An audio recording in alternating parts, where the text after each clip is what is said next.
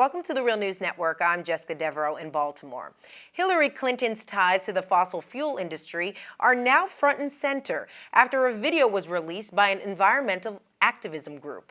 In New York on Thursday, Greenpeace activist Eva Resnick Day asked Clinton if she would reject fossil fuel funds. Take a look at what transpired. I do not have. I have money from people who work for fossil fuel companies. I am so sick.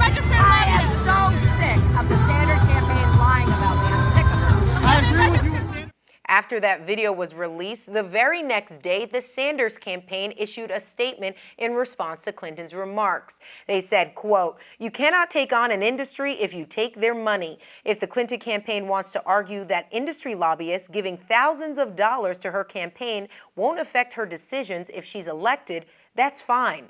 But to call us liars for pointing out basic facts about the secretary's fundraising is deeply cynical and very disappointing." Now joining us is the woman who confronted Clinton in that video, Eva Resnick Day. She's an activist with Greenpeace, and she's a democracy organizer for the organization as well. And she joins us now from New York. Thanks so much for being with us, Eva. Yeah, thank you for having me. So Eva, could you just paint a picture of the scene on the ground as it was happening? Yeah, absolutely. So it was a traditional campaign organizing event. So in order to get to the front of one of these events, you have to stand in line for 5 to 6 hours to make sure that you get to the front.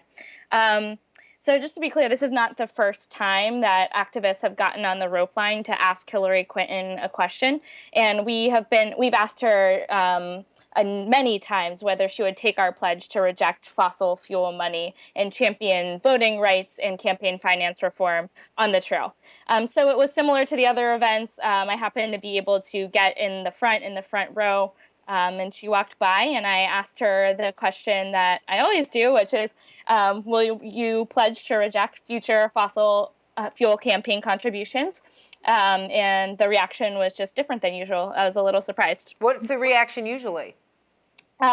Well, there is a video I can definitely send you of a compilation of 350 bird dogging Hillary on this question, but it was generally, I don't know that I've taken any money from the fossil fuel industry. I'll look into that.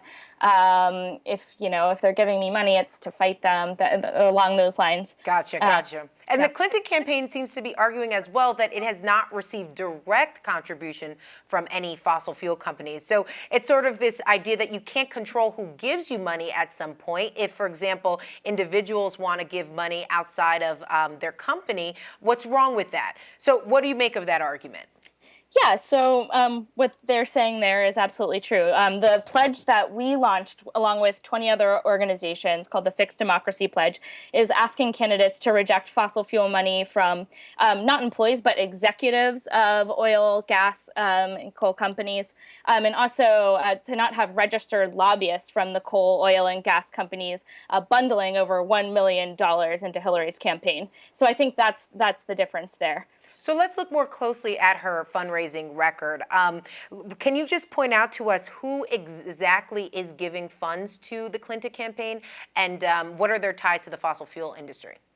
Yeah, so over 59 registered coal, oil, and gas lobbyists have bundled over $1 million into her campaign, and that includes lobbyists for ExxonMobil, while she is leading an investigation on the Department of Justice into ExxonMobil, she's taking money from one of their paid lobbyists. Also, it includes registered lobbyists from Enbridge, which had ties to TransCanada's Keystone XL pipeline, which Hillary Clinton fought for while she was Secretary of State. So there's just a lot of connections to policies that we're seeing on the ground, and then registered lobbyists of those companies donating to her campaign. And it's just it makes folks like me, where climate change is my #1 issue, it makes me a little uncomfortable going forward in the election to see that. All right, Eva Resnick Day joining us from New York. Thank you so much for being with us.